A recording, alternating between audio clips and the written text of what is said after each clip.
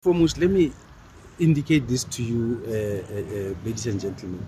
The period under review is a period that accounts to 2021, 2022, 2022, 2023, mainly 2023, 2022, 2023, 2024. Now, without any excuse, we came into the municipality effectively as from October 2022, when budgets and all the processes were running. We worked in decreasing the overtime incrementally down to ensure that we bring the metro to normality by way of avoiding the overspending as well as payment of ridiculous overtime that was. We made serious investigation. We also discovered that there were officials that were sanctioning overtime even to people that were not even working. Others were not even in the province, others were in jail. They were earning salary, they were getting overtime. We have since taken consequence management on them. Those officials that were sanctioning that are subjected to disciplinary processes. But to also nap on the overtime, we then introduced a system called shift system. It has got its own hiccups in terms of implementation because it's new. Whilst we are busy implementing it and piloting it in a number of sections of the municipality, engaging labor, making sure that everybody buys into the system that would help us ensure that we avoid unnecessary overtime, as well as accounting on the overtime conducted by way of keeping our clean books. We introduced that system. But we also have budgeted more than 60 million to get more workforce in order to be able to run an effective system that would not be preempted. But equally so, we have got a serious problem that we are very hard on it in addressing it.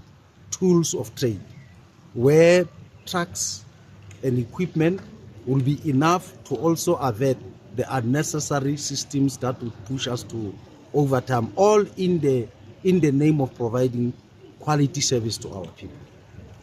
Okay, Mayor, there were also concerns raised about the grant that's been returned to Treasury also. Can you please also touch on that, especially with issues of service delivery? We know people are crying out. Look, the grants are not discretionary. They are directed towards a particular service by either Treasury or different national departments. But for us to be able to implement grants, we must make sure that engineering work has been done and contractors are appointed in time. They are on a time frame. So you waste any time, then a particular department come and pounce on its grant to say, now that you're not utilizing it, you can utilize it elsewhere. The same as when we utilize them, we'll get them from coming somewhere. But let me put it this way. We have incrementally reduced the grant taking back by way of making sure that we implement a number of projects in our localities. That's one. Two, we have realized that for us to be able to effectively utilize grants, we must have competent staff, which we don't have, proper engineers, which must literally make sure that money is spent in time, but equally so put our project in time so that we must not suffer the processes of grants. In the past, 2021, 2022, 2022, 2023, virtually half of the grants would go back, if not all. But since then, the improvement is that we spend between 70 to 90% of the grants that are given to us in ensuring that we really bend the money in the relevant direction of the project that must be conducted. We are not excited about that. We still have to improve and make sure that we utilize all the resources that come our way, because our people need services on the ground. And hard work is the only way in which we can spend this grant, and effective, potential, and able and willing, as well as qualified officials are the ones that can make us cross the river in ensuring that we spend grants to superlative degree.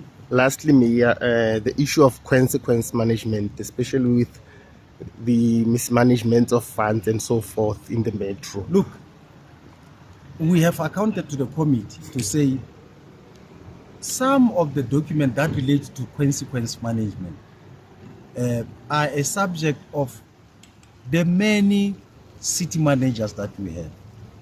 It should be noted that between 2021 and 2023, 7 city managers came and went out of Mangaung, and 2 administrators. We are literally talking about 9 officials that were responsible. Some of them, as a result of some heinous crimes that they've committed, ran away with documents. So for us to be able to conduct a complete and tangible consequence management, we must lay hands to those documents, we must trace them, hence retrieving all the council resolutions that were there to check where council monies went to, dubious contractors for that matter that were appointed during that period under review, also ran away with murder. We're tracing them, and we're going to make sure that even those officials that sanctioned those processes are actually brought to book. It's a process. Committees were not working. The scramble for political control of Mangaung by different political parties sabotaged what we are dealing with today. The long and short is that people ran away with a chicken and munched it, and they woke up looking for eggs. So it is our business to make sure that we really do organize Mangaung to its former glory by way of making sure that we recover even the lost monies and lost grounds. So we are hard at work to make sure that the consequence management are the order of the day. But these things just don't take a lightning kind of approach. People defend themselves, people go to lawyers, people use union to fight for their rights. So their rights also in place, much as we're also fighting to emphasize on obligations. Okay, thank you. Mayor, before you run off,